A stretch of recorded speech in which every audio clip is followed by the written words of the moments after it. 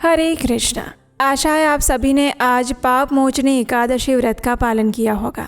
ये विशेष एकादशी है जो चैत्र मास के कृष्ण पक्ष में आती है। शास्त्रों में वर्णन आता है कि इस पाप मोचनी एकादशी व्रत का पालन करने से मनुष्य के समस्त पूर्व और वर्तमान जन्म के पापों का नाश हो जाता है। जो भी मनुष्य पूर्ण श्रद्धा के साथ नियम पूर्वक इस पाप मोचनी एकादशी व्रत का पालन करते हैं, उनके बड़े से बड़े जघन्य पापों का नाश हो जाता है और उन्हें भगवान श्री हरि की विशेष कृपा प्राप्त होती है। इस एकादशी व्रत का पालन करना जितना महत्वपूर्ण है, उतना ही आवश्यक है इस एकादशी व्रत का निर्धारित समय के अंदर पारण करना।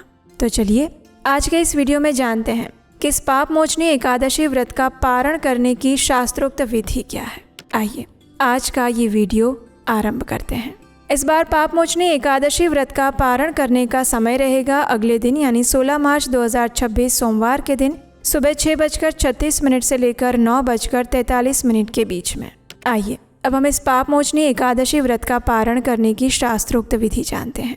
तो सबसे पहले द्वादशी के दिन प्रातः ब्रह्म मुहूर्त में उठ जाएं, स्नान इत्यादि से निवृत्त होकर स्वच्छ हो जाएं, स्वच्छ वस्त्र धारण करें, अपने घर में मंगला आरती करें, भगवान को जगाएं। अगर घर में नहीं कर सकते तो साथ में किसी मंदिर में जाकर करें या फिर ऑनलाइन मंगला आरती का दर्शन करें। उसके बाद तुलसी देवी की पूजा आराधना करें, उन्हें प्रणाम करें, उन्हें जल अर्पण करें, उनकी प्रदक्षिणा करें। और याद रहे द्वादशी के दिन हम तुलसी पत्र नहीं तोड़ते हैं, इसलिए अगर आपको भगवान को भोग लगाने के लिए तुलसी पत्र की आवश्यकता है तो उसे एक दिन पहले ही तोड़कर रख लीजिए। तुलसी महारानी की सेवा पूजा करने के बाद अब उनके समक्ष बैठकर हरे कृष्ण महामंत्र का जप कीजिए। आप प्रतिदिन जितनी माला का जप करते हैं उतनी ही माला का जप आप तुलसी देवी के समक्ष बैठकर कर सकते हैं। ये हरे कृष्ण महामंत्र है।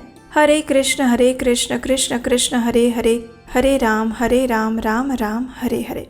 ये महामंत्र है जिसमें सभी मंत्रों की शक्ति समाविष्ट है और इसीलिए इसे महामंत्र कहा जाता है। और इसी महामंत्र की माला का जाप आप आज के दिन एकादशी वाले व्रत में भी कर रहे होंगे। तो आप हरे कृष्ण महामंत्र का जप करने के बाद रसोई में जाइए और भगवान के लिए कुछ सात्विक अन्न भोग बनाइए। ऐसा भोग जिसमें लहसुन, प्याज या कोई भी तामसिक पदार्थों का प्रयोग ना किया गया हो। इस भोग को बनाने में ऐसे मसालों का प्रयोग भी ना करें जिसमें अनियन पाउडर, गार्लिक पाउडर इत्यादि का प्रयोग किया जाता हो। भगवान के लिए कुछ मिष्ठान बनाएं, कुछ अच्छा सात्विक भोग बनाएं, जैसे कि दाल, चावल, सब्जी, चपाती या फिर और कोई व्यंजन।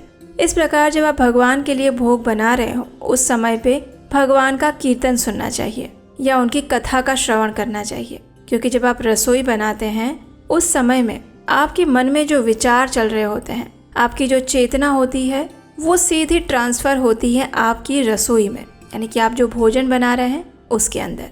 अगर कोई व्यक्ति गुस्से में आकर भोजन बना रहा है तो उसका वैसा ही परिणाम उस भोजन को खाने वाले पर होगा।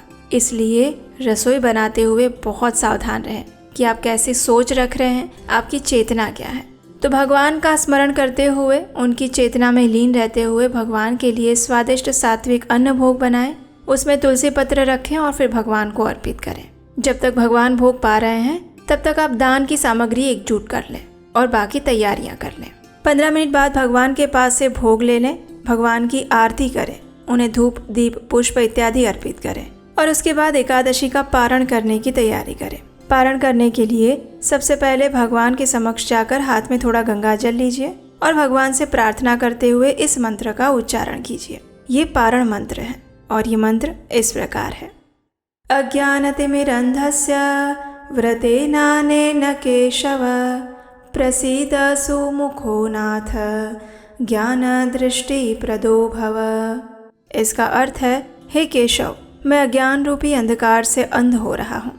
इस व्रत द्वारा प्रसन्न होकर मुझ पर कृपा कीजिए और मुझे ज्ञान तथा भक्ति रूपी नेत्र प्रदान कीजिए। इस प्रकार भगवान से प्रार्थना करके अब अपने घर में किसी वैष्णव को या ब्राह्मण को आमंत्रित कीजिए।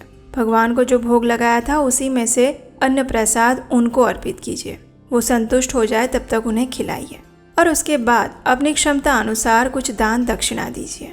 इस प्रकार अगर आप घर पर बुलाकर किसी को अन्न प्रसाद नहीं दे सकते हैं तो आप मंदिर में जाकर भी भगवान का भोग प्रसाद दे सकते हैं और दान दक्षिणा दे सकते हैं। अगर आप भोजन प्रसाद भी नहीं दे सकते हैं तो कम से कम अपनी क्षमता अनुसार मंदिर में जाकर कुछ ना कुछ धन या लक्ष्मी अवश्य देकर आना चाहिए।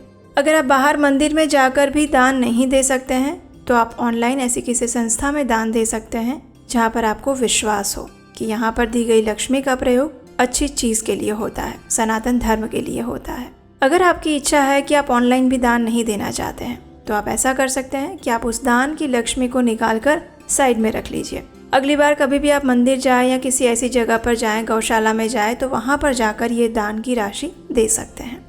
अब समय है आपका स्वयं पारण करने का। पारण करने से पहले भगवान से प्रार्थना कीजिए, उनसे क्षमा याचना कीजिए और इस प्रकार कहिए, हे परम भगवान श्री कृष्ण, मैंने अपनी सीमित बुद्धि और शक्ति द्वारा इस एकादशी व्रत का पालन करने का प्रयास किया है। इसमें मेरे द्वारा हुई जाने और अनजाने में जो भी त्रुटि है उसे आप कृपया करके क्षमा कर दीजिएगा और मुझे आपकी शुद्ध भक्तिमय सेवा प्रदान कीजिएगा। इस प्रकार कहकर अब आप किसी भी अन्न प्रसाद के साथ अपना व्रत तोड़ सकते हैं। सबसे पहले भगवान को अर्पित चरणामृत ले सकते हैं या फिर भगवान को अर्पित जल ले सकते हैं और उसके बाद जो उन्हें भोग लगाया था वो अन्न प्रसाद ले सकते हैं। अगर आप एकादशी का व्रत संपूर्ण निर्जल रखते हैं तो अगले दिन आपको पानी के साथ या भगवान के चरणामृत के साथ पारण करना चाहिए। अगर आप एकादशी व्रत में फल लेते हैं, दूध लेते हैं या पानी लेकर व्रत रख रहे हैं तो प्रयास करें कि अगले दिन हल्का फुल्का भोजन लेकर पारण करें। अब यहाँ पर एक प्रश्न आता है कि कई बार ऐसे संयोग उत्पन्न होते हैं कि एकादशी का पारण जिस दिन करना है उस दिन भी किसी का कोई व्रत या उपवास आ जाता है। तो अगले दिन भी अगर किसी का व्रत है तो पारण कैसे करें?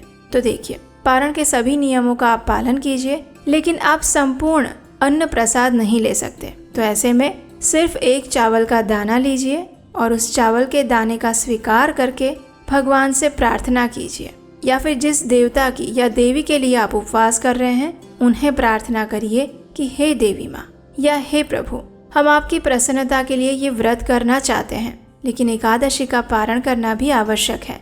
इसलिए मात्र पारण करने के उद्देश्य से मैं ये अन्न का एक दाना ले रही हूँ। इसे आप मेरे अपराध रूप में मत लीजिएगा और मेरे आज के व्रत का भी स्वीकार कीजिएगा। भगवान से ऐसे प्रार्थना करके फिर पूरा दिन आप अपना दूसरा व्रत भी आरंभ कर सकते हैं। इसमें कोई दोष नहीं लगता है और कोई संशय भी मत रखिएगा। बिल्कुल आप इसी प्रकार से अगर एकादशी व्रत पारण करते हैं तो आपका अगले दिन का व्रत भी यथावत चालू रहता है। तो ये थी एकादशी का पारण करने की संपूर्ण विधि।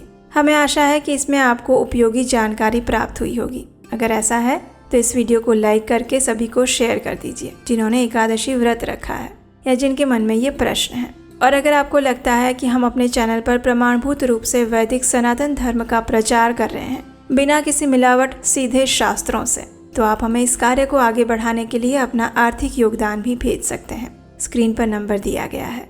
आपका दिया हुआ योगदान हमें इस सनातन सभ्यता की संस्कृति को यथारूप प्रमाणभूत रूप में आगे बढ़ाने में सहायक बनेगा और इसका पुण्य फल आपको भी मिलेगा। तो चलिए, जिस निष्ठा के साथ आज एकादशी का पालन कर रहे हैं उसी निष्ठा और दृढ़ता के साथ कल एकादशी का पारण अवश्य निर्धारित समय पर करिएगा और वो भी विधि विधान के साथ। ऐसी और जानकारियों के लिए आपके अपने चैनल उपदेश शास्त्रिकम को सब्सक्राइब कर लीजिएगा। आप हमारे व्हाट्सएप कम्युनिटी ग्रुप के साथ भी जुड़ सकते हैं। उसका लिंक नीचे डिस्क्रिप्शन बॉक्स में मिल जाएगा। हरे कृष्णा।